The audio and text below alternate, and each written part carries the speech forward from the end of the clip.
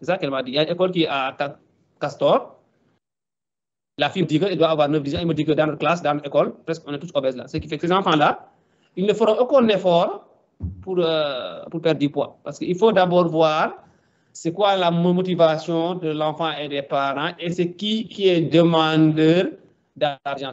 Parce que si l'enfant n'est pas intéressé par son obésité, il n'est pas confronté à des moqueries ou autre chose, ben il ne fera aucun effort pour l'obésité. C'est lorsque l'enfant décide parce qu'il est mal à l'aise avec son poids, parce qu'il y a les moqueries, qu'il veut aller consulter, c'est plus facile dans ces contextes de faire perdre du poids à l'enfant.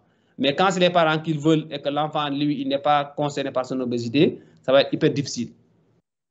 Tu as aussi bien dit qu'il faut la participation des parents. En matière d'obésité, il n'y a pas ces deux choses-là. C'est activité physique et régime alimentaire.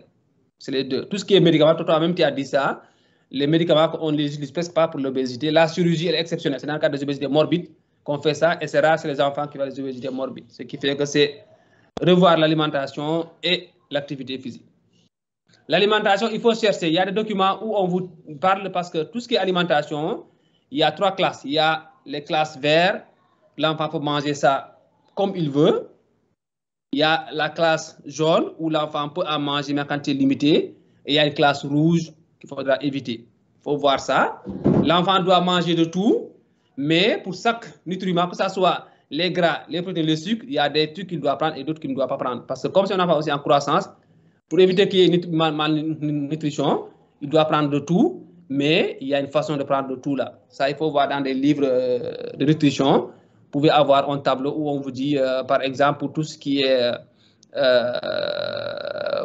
poisson, par exemple, ou bien de fromage.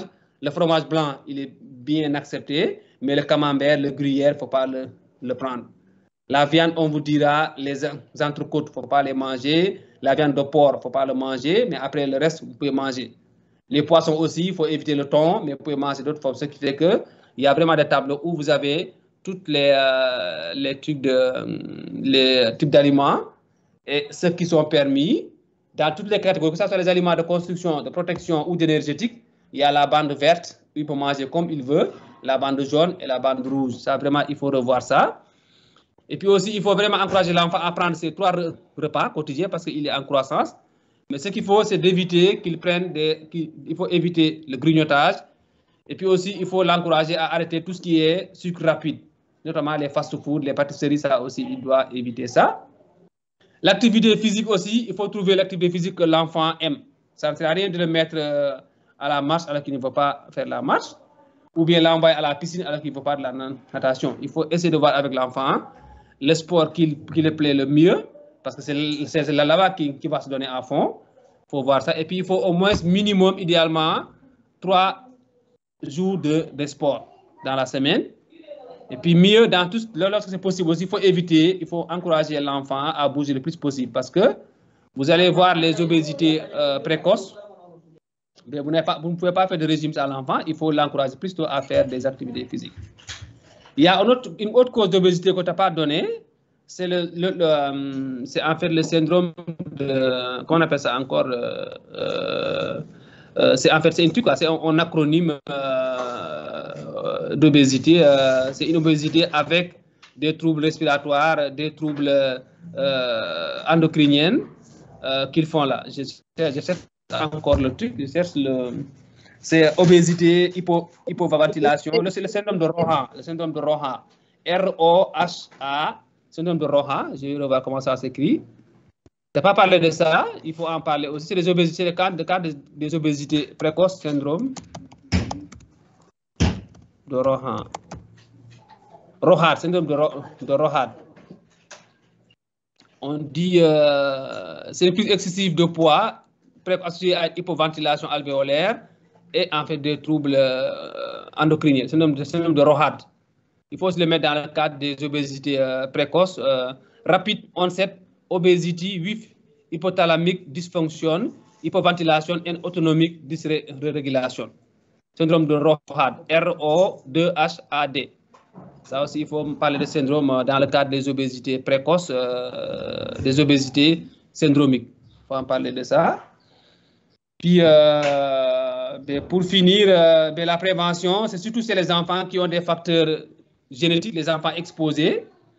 n'as pas aussi parlé, dans les causes, les facteurs génétiques, tu n'as pas aussi parlé du risque d'obésité. En fait, il y a un pourcentage de risque d'obésité selon qu'on est jumeau, selon qu'un père, selon qu'un des ascendants, c'est-à-dire le père ou la mère ou les deux sont obèses. Il y a aussi vraiment des chiffres assez clairs de risque d'obésité. C'est le jumeau, ou bien lorsque c'est le père qui est obèse, ou la mère, ou c'est les deux qui sont obèses. Il y a aussi, ça aussi, tu peux le voir, quand tu parles des obésités génétiques, il faut parler un peu de ce risque d'obésité, c'est les jumeaux, ou bien lorsque c'est un des parents qui est obèse, le père ou la mère, ou si c'est les deux parents qui sont obèses. Ça, il faut vraiment aussi le mettre dans la partie génétique.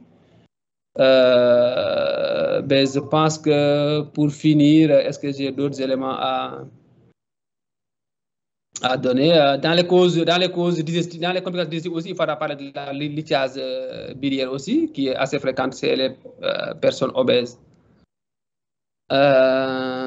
Qu'est-ce que j'ai oublié? Ben, en fait, il y a aussi, dans la prison, on a dit enquête habitude alimentaire, enquête habitude de vie du moins, habitude alimentaire, activité physique, sédentarité, environnement familial. Vraiment, ça, il faudra insister sur ça.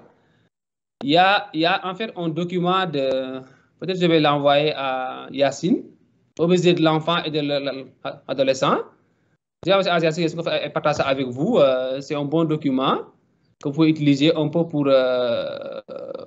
enrichir votre cours. OK? D'accord, professeur. Je vais l'envoyer à Yacine, comme ça, elle va partager avec vous. D'accord.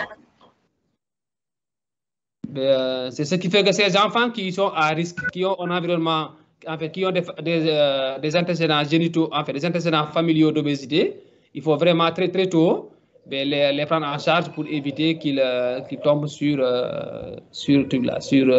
l'obésité. Mais comme tu as dit, c'est une approche multidisciplinaire. Maintenant, l'objectif, c'est qu'au début, comme tu as dit, il faut se fixer des objectifs atteignables et tout là. Parce que si vous fixez des objectifs de perte pondérale, l'enfant vient, il ne perd pas du poids, les parents vont se décourager, l'enfant aussi va se décourager. C'est qu'au début, comme tu as dit, il faut stabiliser la prise pondérale. Dans les premiers mois, il faut stabiliser la prise pondérale. 1. Et 2 aussi, des fois, l'enfant peut perdre du poids, va perdre plutôt du gras, il développe des muscles, mais il ne perd pas du poids. Ce qui fait que, en fait, l'évaluation du poids n'est pas le meilleur critère d'évaluation de la prise en charge d'un enfant obèse. Il faut plutôt voir les plus